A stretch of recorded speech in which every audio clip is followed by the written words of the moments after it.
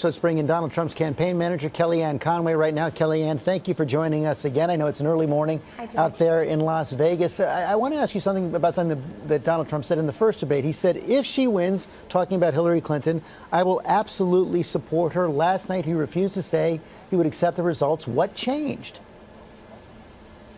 I think it's the same statement in this way, George. He's saying that until the results are actually known, certified, and verified, he's not going to concede an election. He just doesn't know what will happen. I imagine if you had asked Al Gore in 2000 if he was going to respect the election results, he would have said yes.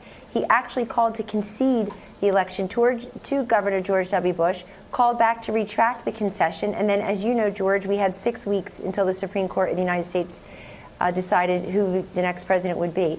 But I just think Donald Trump is also putting people on notice that if there are irregularities, if there's voter fraud, if there's large-scale malfeasance that's committed, that he's not just going to not want to investigate that. But we have to see what happens. I think that if you look at his first statement and this one taken together, you see somebody who's willing to accept the election absent widespread fraud. But that's not what he said. And what you just said something important right there. You said that Al Gore, if you would have asked him before the election in 2000, will you commit to supporting the winner, he would have said yes, just as every single candidate in American history has. That's not what Mr. Trump did last night. He was asked specifically, are you willing to commit to the principle of the peaceful transition of power, that the loser concedes to the winner? And he says, I'll tell you at the time. He wouldn't do something that every other candidate has done.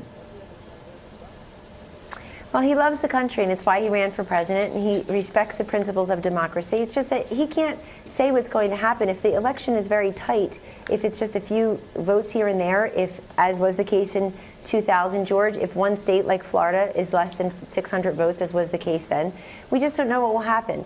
But obviously, I think that there were many high notes last night. I really think one very important point that was new is Donald Trump challenging Hillary Clinton to give back the money that her foundation has taken from countries that don't respect women. Whereas he said gays are thrown off of buildings and women have no rights. She did not respond to that. I hope the Clinton Foundation will take that seriously and consider giving back the money to countries that do not respect women, especially for someone who says she is fighting for women.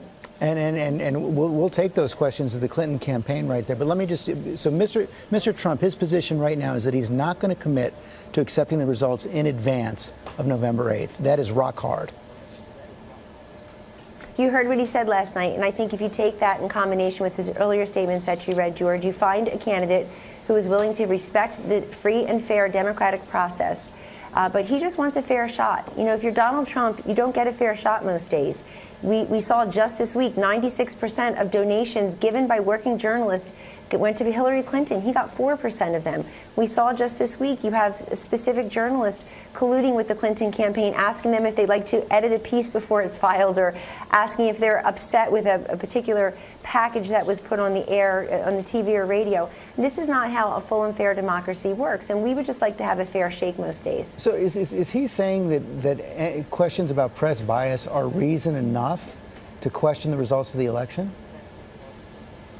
No, what he is saying is when you talk about a rigged, corrupt system and you talk about somebody who's been there for 30 years as an insider, you can't possibly look at that person and say, there's a change maker, there's someone who's going to adhere to democratic principles, there's someone who's actually going to improve the economy, defeat radical Islamic terrorism, make our schools better. I mean, Hillary Clinton last night was talking about all the problems we have in this country, people in poverty, millions without health insurance. Those are very serious problems, but if you've been there for 30 years, you can't be part of the solution. You are part of the problem. 19 days left.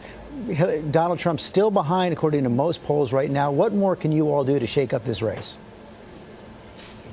So you saw a very strong debate performance last night, George. These polls will tighten. You see Donald Trump flew overnight to get to the battleground state of Ohio. He'll be competing there, North Carolina and Florida tomorrow. We're going to compete in about 8 to 10 swing states. That's where you see Governor Pence and Mr. Trump the next couple of weeks, and that's where you see our investments on ads and our ground game and field operation. We have a couple different paths to 270, and we're going to fight until the last moment to get there. Kellyanne Conway, thanks for joining us this morning. All right. Thank you.